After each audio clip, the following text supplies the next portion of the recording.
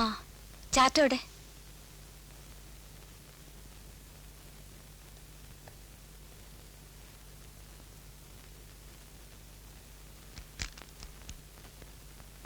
Injection കൊടുത്തോ? കൊടുത്തു. എത്ര? 5. ഡോക്ടർ പ്രകാശ് പറഞ്ഞിട്ടാ.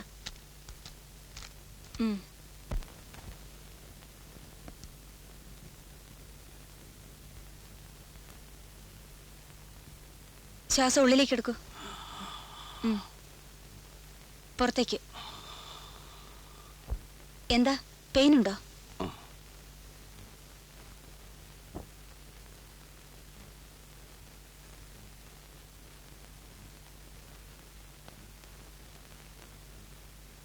സാവിത്രി,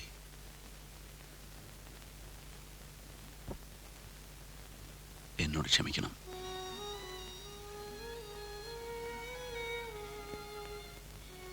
ഡോക്ടർ,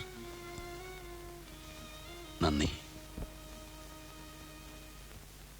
മരണത്തിനൊരവധി തന്നതിന് നന്ദി.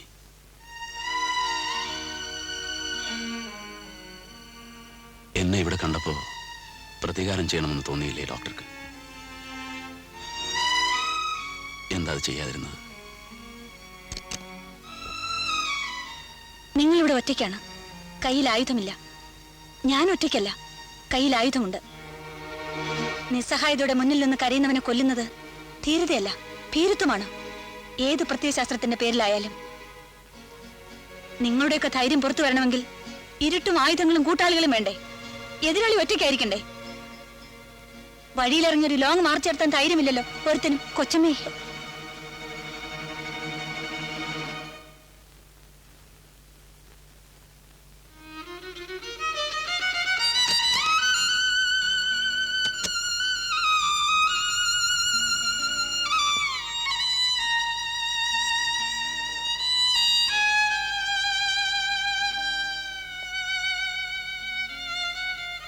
എന്തിനാ അരവിന്ദേട്ടാ ആവശ്യമില്ലാത്ത ഓരോന്ന് അവരെ ഓർമ്മിപ്പിക്കുന്നത്? ഞാൻ മറന്നിട്ടില്ല. എന്ത്? സാവിത്രി വരുന്നതിന് മുമ്പ് ഡോക്ടർ പ്രകാശ് ഇവിടെ ഇരുന്നപ്പോ ആറ്റം ബോംബ് പൊട്ടിയത്. അയ്യോ, എനിക്കൊന്നുമില്ല. ആ ഡോക്ടർ എന്റെ പുറകെ ചുറ്റി നടന്ന് ബുദ്ധിമുട്ടിക്കുക. കൊച്ചമ്മ അറിഞ്ഞ കൊല്ലും. അവരാ എനിക്കിവിടെ ജോലി വാങ്ങിച്ചു തന്നത്. നല്ല പയ്യനാ. ആ ഡോക്ടറുടെ വീടെവിടാ? അജയനെ ഞാൻ മറന്നിട്ടില്ല അരവിന്ദേട്ടാ. കാവൽ മാടത്തിലെ ദുരുദ്ദേശം.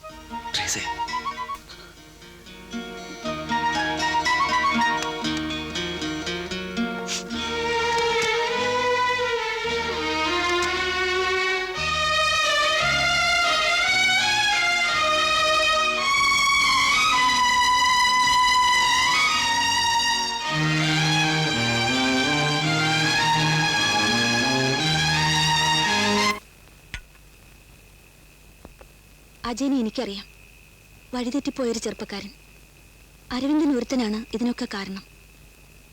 വഴി തെറ്റായിരുന്നോ ശരിയായിരുന്നോ അതൊന്നും എനിക്കറിഞ്ഞൂടാ. പക്ഷേ അരവിന്ദേട്ടനെ എല്ലാവർക്കും ഇഷ്ടമായിരുന്നു. അജയനും അമ്മയ്ക്കും നാട്ടുകാർക്കൊക്കെ. നിനക്കോ?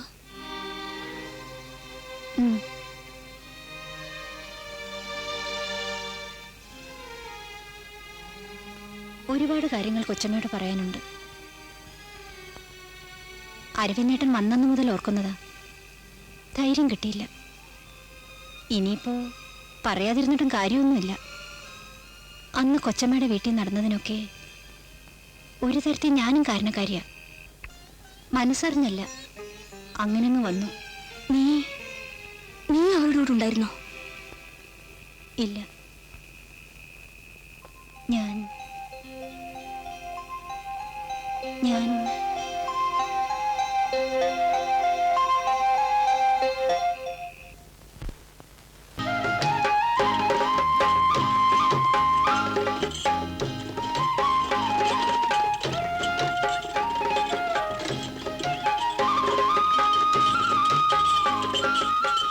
ഏത് മുതൽ കാട്ടിലേക്കാണ് അരവിന്ദ നമ്മളീ പോകുന്നത്?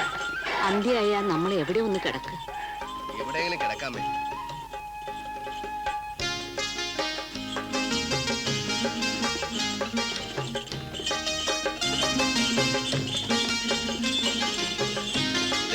ഒന്ന് നിന്നേ. എന്താ? ഈ ഗ്രാമം ഏതാ? ആലപ്പള്ളി എന്ന് പറയും. ആരാ? എവിടുന്നാ? എന്റെ പേര് അരവിന്ദൻ. കുറച്ച് ദൂരെന്നാ, തമിഴ്നാട്ടിന്നാ. എന്താ പേര്? അജയൻ. അജയ, ഇവിടെ ഒരു കുടിൽ വെച്ച് കിട്ടാൻ പറ്റിയ പുറമ്പോക്ക് വല്ലതും കിട്ടുമോ? ഓ, ഗാർഡന്മാർക്ക് എന്തെങ്കിലും കൊടുത്താൽ മതി. കൂലി കൊടുക്കാന്ന് പറഞ്ഞാൽ അയാൾക്ക് പ്രാണ സങ്കട. ഓവർ ടൈം ചെയ്തോ, അത് ഇഷ്ടമാ. പക്ഷെ അതിന് കാശ് ചോദിക്കരുത്. എന്നിട്ട് തൊഴിലാളികളുടെ പ്രശ്നമൊന്നും ഉണ്ടാക്കിയില്ലേ?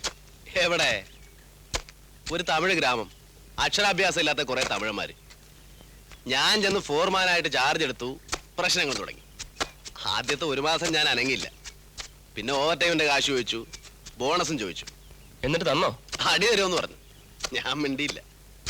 പിന്നെ പതുക്കെ പതുക്കെ ഒരു യൂണിയൻ അങ്ങ് സെറ്റപ്പ് ചെയ്തു. സ്ട്രൈക്കും. ആ ഗ്രാമത്തിൽ ആദ്യമായിട്ട് പോലീസ് വരുന്ന അന്നാ. അടിയെന്ന് പറഞ്ഞാ പൂരാടി. ഞാനടക്കം 20 പേരകത്തായി. ബാക്കി 19 പേരെ ഓരോന്നും 2 കൊടുത്ത് അന്ന് തന്നെ പറഞ്ഞു വിട്ടു. എന്നെ 4-ാം പക്കം വിട്ടു.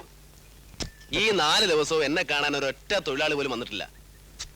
തിരിച്ച് ഫാക്ടറി ചെന്നപ്പോ എനിക്ക് മാത്രം ജോലിയില്ല. ബാക്കിയുള്ളവരൊക്കെ പണിയെടുക്കുന്നു. അവിടെ വർഗബോധം തൊഴിലാളിക്കില്ല, മുതലാളിമാർക്കുണ്ട്. ആ പ്രദേശത്ത് ഒരിടത്ത് പോലും പിന്നെ എനിക്ക് ജോലിയില്ല. ആയിടയ്ക്കാ സുമതി കുഞ്ഞലക്ഷ്മി പ്രസവിച്ചത്. പ്രസവത്തോടെ സുമതി മരിച്ചു. പിന്നെ ഒരു അലച്ചിലായിരുന്നു.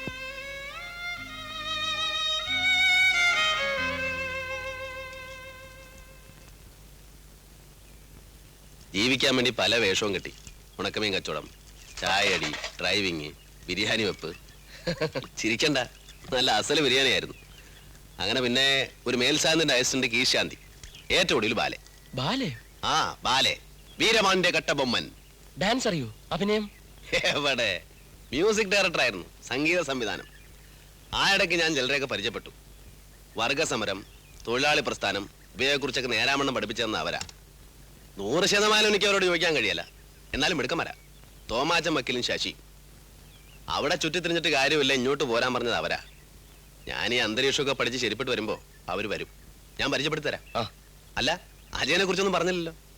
സംഭവബഹലമല്ല. അച്ഛനുണ്ട്, അമ്മയുണ്ട്, സഹോദരിയുണ്ട്. ഒരു ചെറുകിട കർഷകൻ. അന്തിയുറക്കം പാടത്ത്, കാവൽ മാടത്തിൽ. അതെന്താ? ലേശം ദുരുദ്ദേശമുണ്ട്, പിന്നെ പറയാം. മക്കളെ, ഇനി കഞ്ഞി ഒടിച്ചിട്ട് ജോലി ചെയ്യാം. ആ വാ, കഞ്ഞുടിയ.